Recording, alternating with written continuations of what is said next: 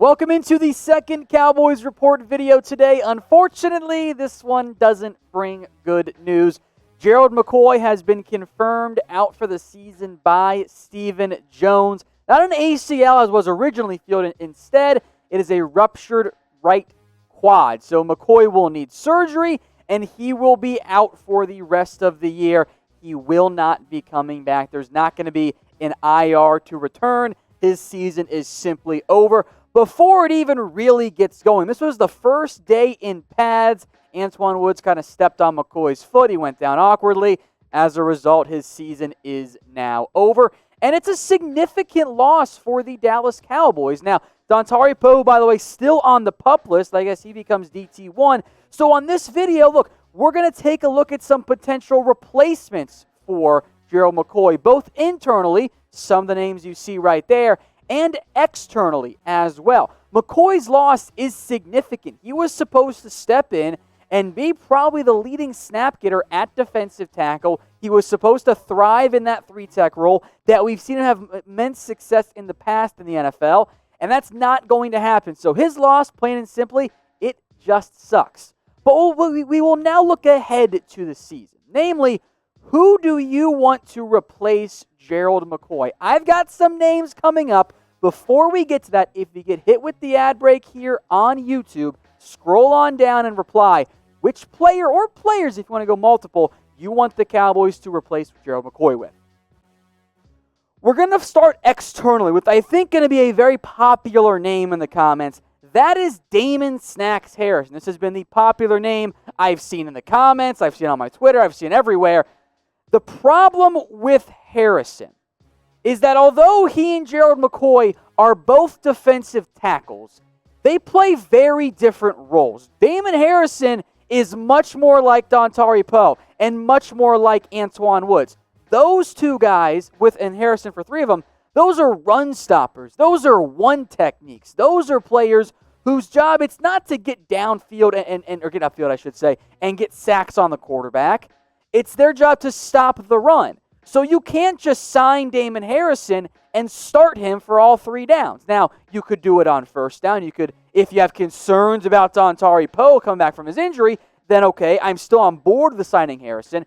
But he's not a true replacement for McCoy because he's not that three-tech prototype. Other players on your roster, you have those guys. And the problem right now, and this shouldn't be a huge surprise, is that in mid-August, the defensive tackle market for free agents is not good. It is a very bad group. We'll discuss some more players later, but outside of Damon Harrison, it's not great. So should the Cowboys sign a defensive tackle? Type 1 for yes or type 0 for no.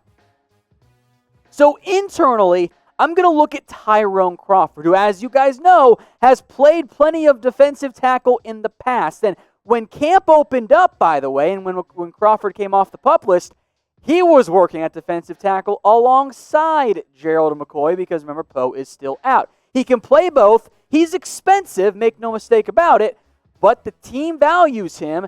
And with McCoy now out, I think Crawford is the favorite to start. And what I mean by start here is get the most snaps at defensive tackle. I wouldn't be that surprised if you saw a first down, first snap package of Crawford still lined up at defensive end. But I think especially on those passing downs, you can see Tyrone Crawford line up quite a bit at the three-technique spot. I think that makes sense for the Cowboys. And for those of you who have been so desperate to move on from Crawford, I get it from a salary cap perspective. I'd still probably ask about a pay cut. But it's been an up and down a couple days for Tyrone Crawford. Ever since Griffin signs, everyone wants to get rid of him and cut him, and now you're like, oh, you actually probably need him at the defensive tackle spot. So assuming Dontari Poe is one starter for the Cowboys at defensive tackle, who is the other one? Is it Tyrone Crawford? Is it someone not on the roster? Or maybe it's someone we haven't yet gotten to. Let me know what you guys think in the comments. Now, I think in an ideal world, Neville Gallimore actually sooner than later emerges as a starter for the Dallas Cowboys. Long term, we'll talk about Tristan Hill later, but long term, this is probably the guy you want to emerge as a starter. He's a good fit in that Gerald McCoy role, that three technique, that pass rusher. My concern is not about, his talent. It's if that talent is ready to emerge. He has ability. McCoy's made plays before. He's put up some pretty good production at Oklahoma, playing out of position, frankly, as more of a one technique. He profiles as a three technique in the NFL with his quick twitch and his athletic ability. So I want to see Gallimore emerge. I am not convinced it happens, day one in training camp, but I am excited to see how things move forward for him. I liked him a lot coming out of Oklahoma, and I am excited about his future. Now, there are some deals out there. Dallas Cowboys backpacks on sale right now. chatsports.com/Cowboys backpack. If you're going back to school, if your kids are, get them a new backpack. If you're traveling, they have the roller ones as well. The full assortment of options is available at chatsports.com/Cowboys backpack. Check the comments, check the description as well. All you guys have to do is click and go shop. We got you guys covered on that one.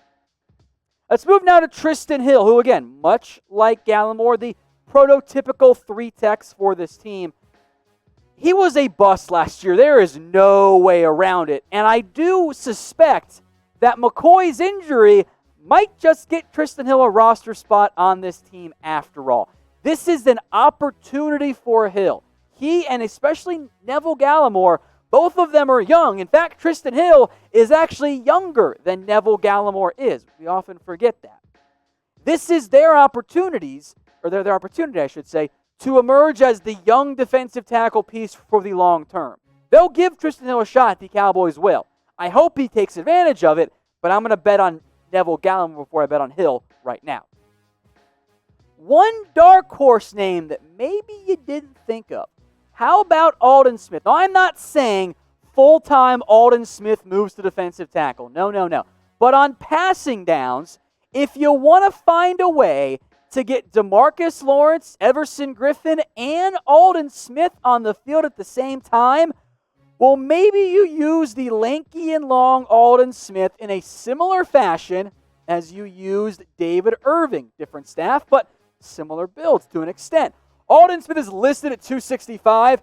He has bulked up above that. He weighs more than that right now. So it's not going to be every downs, but on some passing downs, maybe you get creative. Maybe you see Aldon Smith get some reps at defensive tackle in certain packages and in certain situations. Maybe Joe Jackson, who I'll also throw up there on that depth chart, is a potential option in that role. But I think Aldon Smith, who I am very confident is going to make this roster, he's not going to be an every down DT. But especially with Gerald McCoy now out for the year, I wonder if you might see some packages that find a way to get Aldon and Griffin and Lawrence on the field at the same time. And I think Smith might end up being that guy who can line up on the interior given his length and that he's bulked up this offseason. So how many sacks will Aldon Smith put together this year? I'm going to keep the over-under at 5.5. I know many of you are drinking the Kool-Aid. I understand that, but get your votes in for me in the comments. I did want to wrap up with some other current free agents. Look, the list is not great. Marcel Darius used to be great. He's not anymore. His production pretty clear on that one. He's also a bigger-bodied one-tech. He's not the three-technique guy. Akeem Spence's body type fits that a little bit better, but he's not that good. There just simply aren't enough free agent defensive tackles out there. So in terms of an internal or an external path the Cowboys go, especially because they got Everson Griffin and can play Crawford and others on the interior, I'm not convinced they're going to go out and sign somebody to replace Gerald McCoy.